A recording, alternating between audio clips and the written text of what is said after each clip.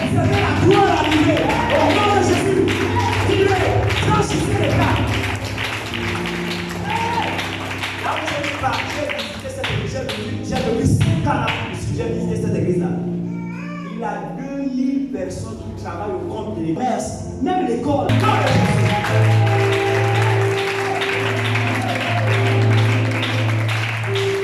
Deuxième point, après, j'ai dit le premier point de ce matin, c'était l'utilisation des ressources dont nous disposons, c'est ça, non? Amen. Ok. Deuxième point, avant de prendre la conclusion qui est le troisième point, deuxième point, c'est l'adversité, face à l'adversité. Face à l'adversité. Depuis qu'on a commencé le vendredi, bien aimé, aujourd'hui c'est un jour spécial, c'est pas un culte comme les autres jours. Donc on va utiliser nos thèmes, on va prier profondément, on sort ici, les vases remplis. Amen. Ok. Je vais vous dire une chose. Écoutez-moi bien, que vous soyez un enfant, que vous soyez un adulte, que vous soyez un vieillard. Il n'y a aucune chose que vous allez faire au monde sans que vous ne puissiez faire face à des blocages, à des contestations, à des réprobations, à tout type de problèmes. Même quand vous faites le mal, il y aura toujours des gens qui ne seront pas d'accord. C'est la même chose quand vous faites le bien. Puisque nous, on a accepté l'aspect du bien à partir de la mission que Jésus nous a donnée, je vais maintenant vous dire. Si vous devez être un apôtre, un pasteur, si vous devez être une bonne femme de foyer, ou un bon mari au foyer, un enfant respectueux au foyer, ou un bon élève, ou un bon professeur, vous ne cherchez pas à réfléchir, vous ne cherchez pas à vous lamenter sur les blocages, la persécution ou l'adversité que vous allez avoir. Parce que tout ce que l'homme fait sur la terre souffre toujours d'une contestation quelconque. À raison ou à tort. Le danger, vous qui êtes déjà mûrs, vous qui avez déjà vu la lumière, vous qui avez compris tout ce que j'explique, le danger, si vous passez le temps à vous lamenter, à vous confondre, vous allez détruire le dépôt positif qui est en vous. Et vous allez empêcher à la mission de se réaliser et vous allez donner gloire à ceux qui vous persécutent. Ils n'auront rien fait pour venir vous bloquer, c'est vous-même à l'intérieur qui auront détruit votre bénédiction, votre onction, votre faveur divine. C'est pour ça que le chrétien ne pleurniche pas sur tous les sur-rien. Non! On te donne un coup, tu as mal, crie, aïe, pleure, tu te relèves. Mais si tu restes couché, les ennemis seront contents. Amen. Les ennemis seront contents. Amen. Regardez, tu construis une maison et les gens te critiquent. À plus forte raison, diriger un ministère. Mais donc vous êtes en train de blaguer, vous n'avez. En réalité, c'est parce que les gens n'ont pas compris qui est Dieu. Vous n'avez pas compris le Dieu que vous adorez. Parce que je ne peux pas comprendre que quelqu'un se plaint, il quitte les gens. Non, tout le monde est contre moi au niveau des gens, et puis je quitte. Mais quand tu achètes une simple chaussure, elle fait quoi? Donc il y a quelqu'un qui a l'argent pour acheter des chaussures. Les gens sont déjà jaloux d'une simple chaussure. Amen. Maintenant, quand tu chantes pour Dieu, tu penses que les gens ne seront pas jaloux. Amen. Que les gens ne vont pas contester. Que les gens ne vont pas bouder. Ils vont même monter des coups pour que tu ne puisses plus chanter pour Dieu. Amen. Entre la chaussure que tu as achetée là et chanter pour Dieu, qu'est-ce qui est plus important? C'est plus lourd que chanter pour Dieu. Amen. Donc, si pour une chose simple, les gens sont déjà méchants, vous ne pouvez pas abandonner la mission, renoncer à la mission, parce que les gens ne sont contre moi à l'église. Renoncer à la famille, parce que les gens ne me comprennent pas la famille, on aura toujours besoin d'une famille. Amen. Laissez les gens tels qu'ils sont portés le fardeau. Amen. Vous jouez seulement votre rôle dans la famille vis-à-vis de votre devoir. Amen. Face à l'adversité, la seule attitude, c'est de continuer à faire comme ça. Moïse, il a vécu dans le royaume de Pharaon, élevé en qualité de prince. Amen. Et il a dit à celui qui l'a élevé que non, Dieu m'est apparu. Il a dit qu'il faut que tu libères mon peuple de la servitude, etc. Mais Pharaon dit que Dieu, c'est moi ton Dieu. C'est moi qui t'ai élevé, c'est moi qui t'ai recueilli. C'est moi qui t'ai fait, je t'ai fait connaître les sciences occultes, etc. C'est moi ton Dieu. Ça, c'est quel Dieu que tu peux me dire? Donc, Moïse ne doit s'attendre qu'à l'adversité de Pharaon. Amen. C'est tout.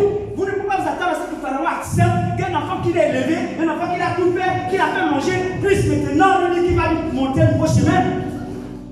C'est ça l'attitude de Satan.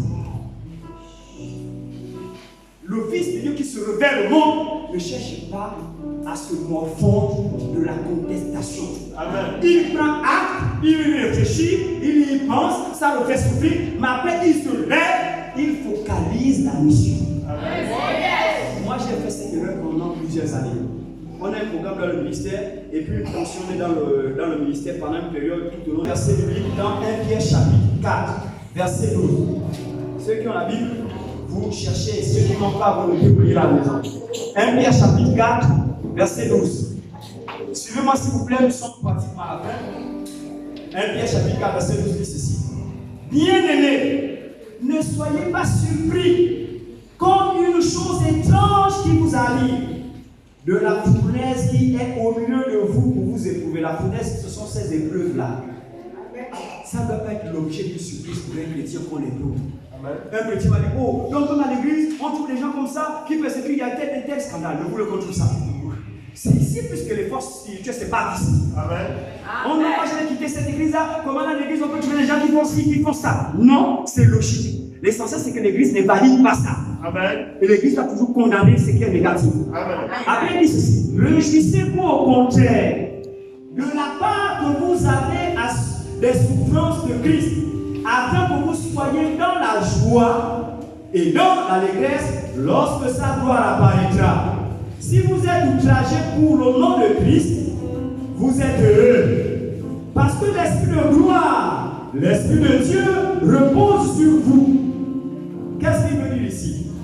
Quand il dit vous êtes heureux, si vous souffrez pour Christ, ce n'est pas un souhait. Il dit que quand quelqu'un souffre pour Christ, il enclenche un processus de bénédiction. Amen.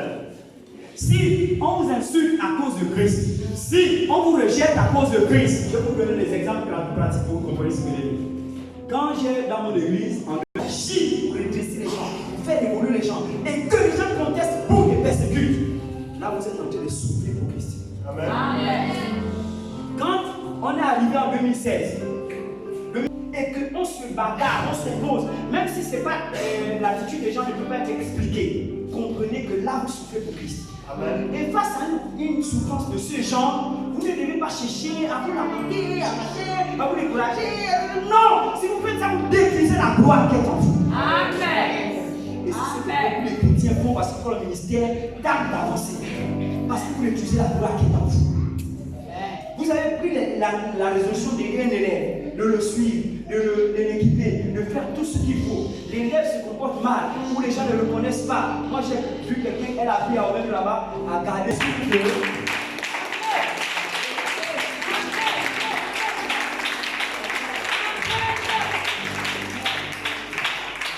C'est pas bien comme ça. J'ai lu le verset 15 de 1 Pierre chapitre 4, verset 15, il dit que nul d'entre vous en effet ne souffre comme meurtrier, ou voleur, ou malfaiteur, ou comme s'ingérant dans les affaires d'autrui. Mais si quelqu'un de vous souffre comme chrétien, il n'en est point honte, et que plutôt il glorifie Dieu à cause de cela. Donc, regardez, dans l'église, les gens passent le temps à faire souvent le conversant.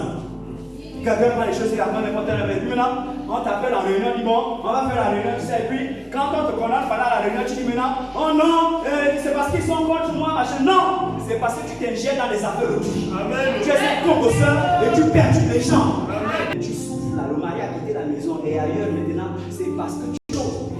Que on va prier pour que l'on ait persécution. Ça, c'est pas persécution. Ça, c'est pas persécution, tu as mal agi. C'est pour cela qu'il y a des problèmes, il y a tension, il y a séparation, le monsieur, et ici et là, c'est parce que tu as mal agi. Si tu as bien agi et qu'il se comporte comme ça, là, on peut dire qu'il y a persécution. Amen. Acclamez Jésus.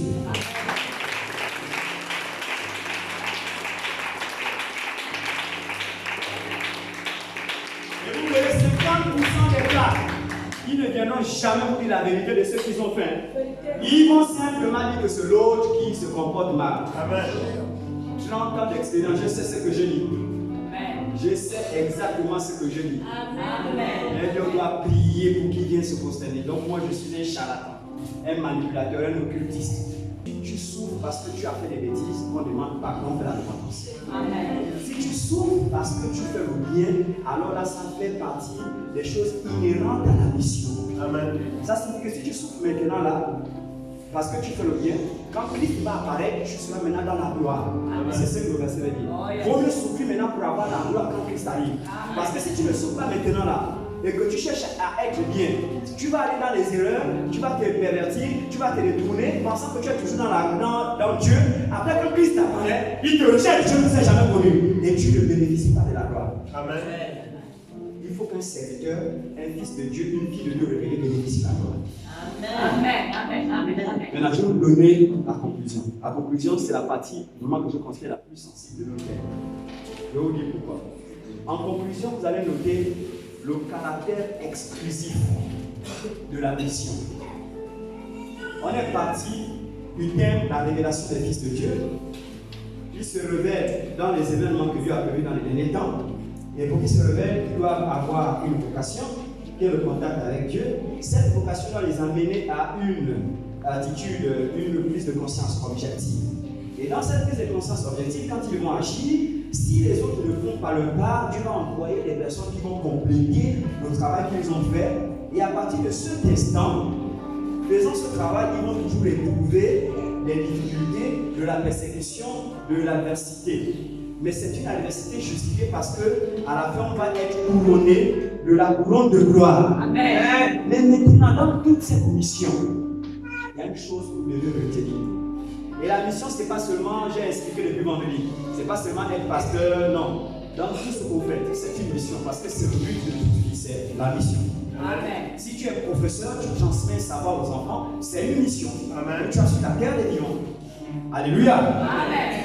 Si tu es un bon voisin qui donne des bons conseils aux autres, c'est une mission. Amen. Si tu es un enfant obéissant et sage, c'est une mission. Amen. Parce qu'il y a plein d'enfants qui ne sont pas obéissants du tout, qui cherchent à être obéissants mais ils ne comprennent pas le mécanisme. Amen. C'est une mission.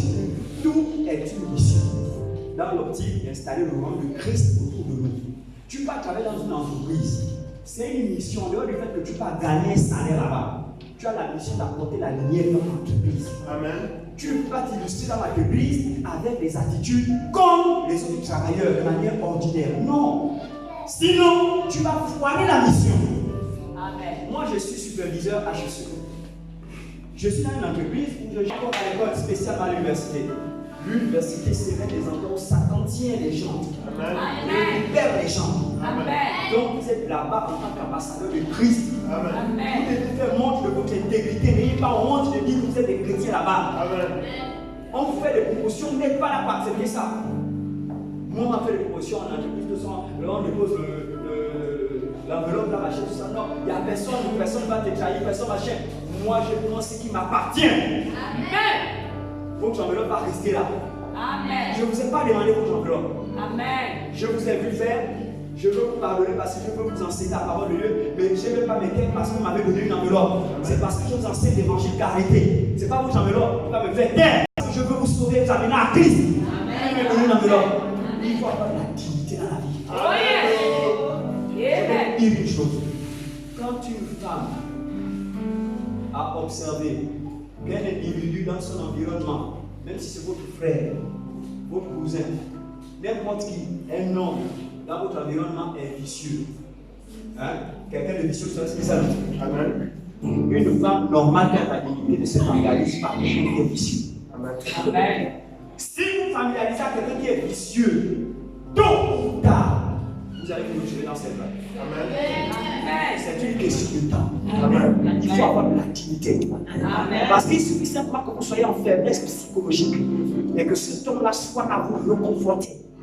Vous allez finir par oublier qu'il est parce que le reconfort va seulement vous bercer pour que vous vous retrouvez dans ses bras. Amen. Amen. Quand quelqu'un est vicieux dans votre environnement, il doit faire la dignité, mettre la distance. Amen.